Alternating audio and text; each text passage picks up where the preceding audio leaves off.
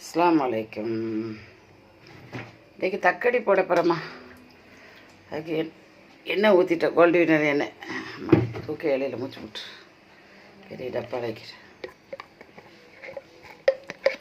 இன்றைக்கி தக்காளி முதல்ல கறி ஆக்கிக்கிறோம்.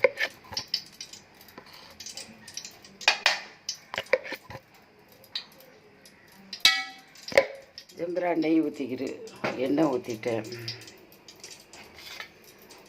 இஞ்சி இது வெங்காயம், சின்ன வெங்காயம், தக்காளி பழம், பட்டை, கிராம்பு, ஏலக்காய், ரம்பை.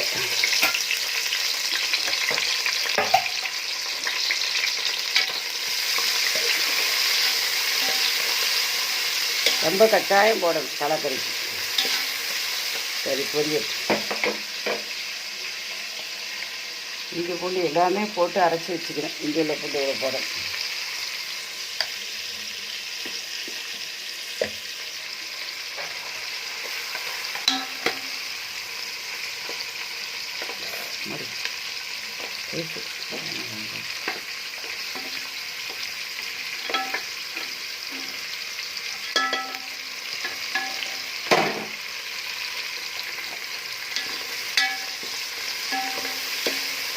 இஞ்சி பூண்டு, பட்டை, கிராம்பு, ஏலக்காய், ரம்பை, கருவேப்பிலை, நெய், எண்ணெய். இது தக்காளி, அதனால தான் பெரிய சட்டியாக எடுத்தேன்.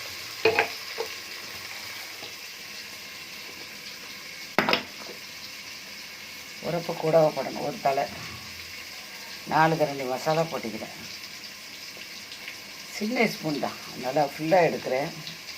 4 கரண்டி போட்டுக்கிறேன். இந்த அளவு கல் உப்பு. தாளிக்கிற மூடிலே எடுத்து வச்சுட்டேன்.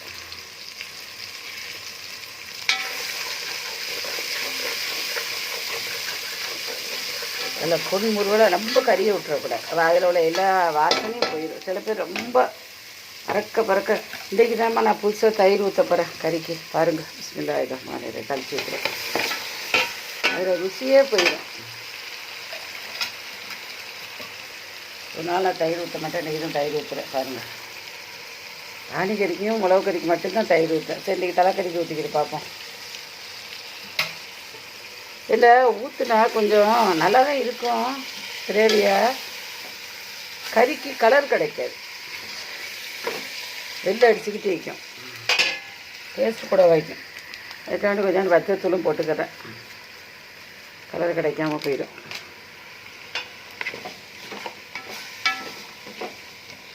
சின்ன தலை வந்துருந்துச்சு வத்தி. நம்ம கொலக்கட்டை பிடிக்கணும்.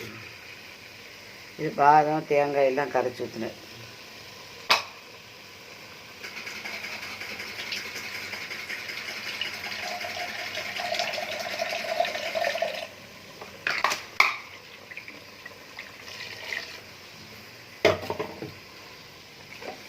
வச்சு ஒரு 1/4 மணி நேரத்தில் வெந்துடும்.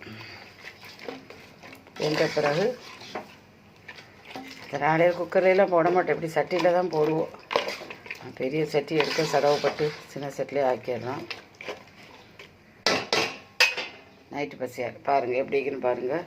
கொழுக்கட்டமாக பிசைஞ்சு கொஞ்சம் நல்லா வெந்த பிறகு ஆணை வச்சு அதுக்கப்புறம் உங்களுக்கு கொழுக்கட்டையை பிடிச்சே போட்டு காட்டுறேன்.